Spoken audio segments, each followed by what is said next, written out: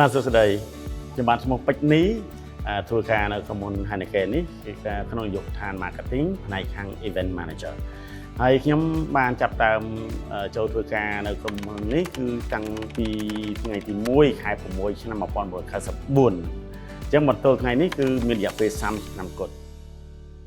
អូខេបងអញ្ចឹងថ្ងៃនេះផងដែរគឺយើងមានអី surprise ជូនបងសម្រាប់ថ្ងៃនេះផងដែរចា៎នេះរូបថតចាស់ចៅខ្ញុំនេះធ្វើខ្ញុំនឹកឃើញការងារតាំងពីចាប់ផ្ដើមដំបូងហើយអញ្ចឹងនេះជារូបថត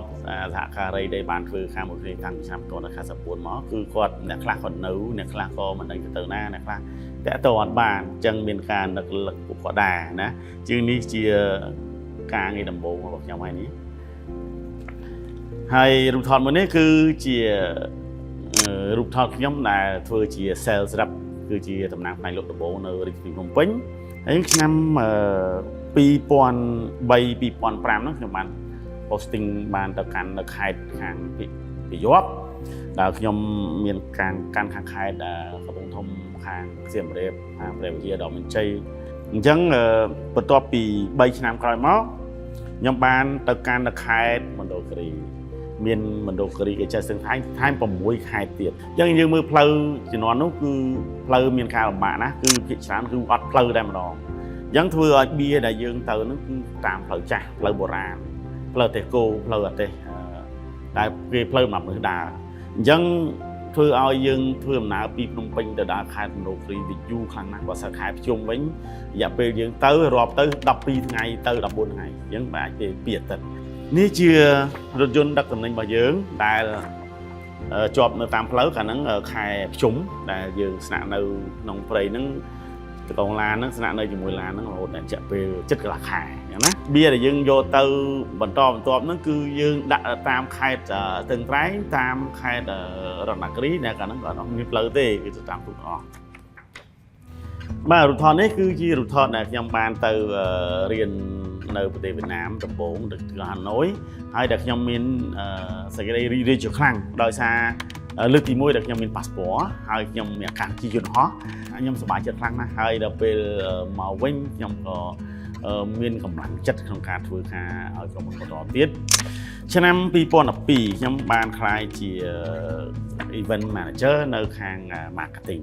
អញ្ចឹងអ្វីដែលខ្ញុំធ្វើគឺមានធ្វើ event ច្រើនវាកម្មវិធីច្រើនដែលតាក់ទងទៅនឹង marketing អញ្ចឹងជីវិតពី sale មក marketing នេះគឺខ្ញុំមានអារម្មណ៍ថាមានការផ្លាស់ប្ដូរគ្នាកាលខ្ញុំមកនៅ sale គឺភាគច្រើនយើងផ្ដោតអារម្មណ៍ទៅលើការលក់ការរកចំណូលក្រុមហ៊ុនហើយ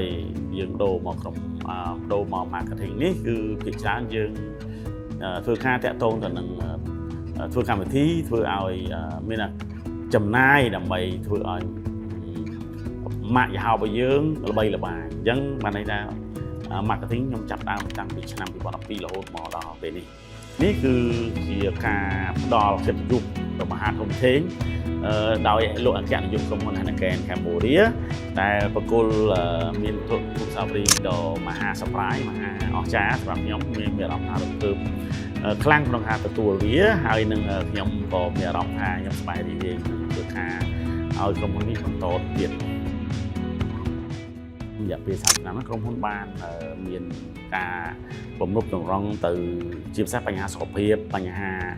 ការរស់នៅរបស់បុគ្គលិកគឺហានិភ័យការងារអីគឺក្រុមហ៊ុនបាន cover បានគ្រប់គ្រងទាំងអស់ហើយនឹងមួយទៀតគឺមនុស្សដែលនៅក្បែរខាងរបស់យើងយើងចូលចិត្តធ្វើការជាមួយដែលចុងក្រោយខ្ញុំក៏អរគុណច្រើនដល់ក្រុមហ៊ុន Heineken Cambodia ដែលបានធ្វើការជាមួយគ្នាដែលបានយកចិត្តទុកដាក់ចំពោះបុគ្គលិកជាពិសេសបុគ្គលិកចាស់ៗដែលដូចជាខ្ញុំបាននេះគឺមានការអរគុណជាខ្លាំងសូមអរគុណ Heineken សម្រាប់រយៈពេល30ឆ្នាំនេះ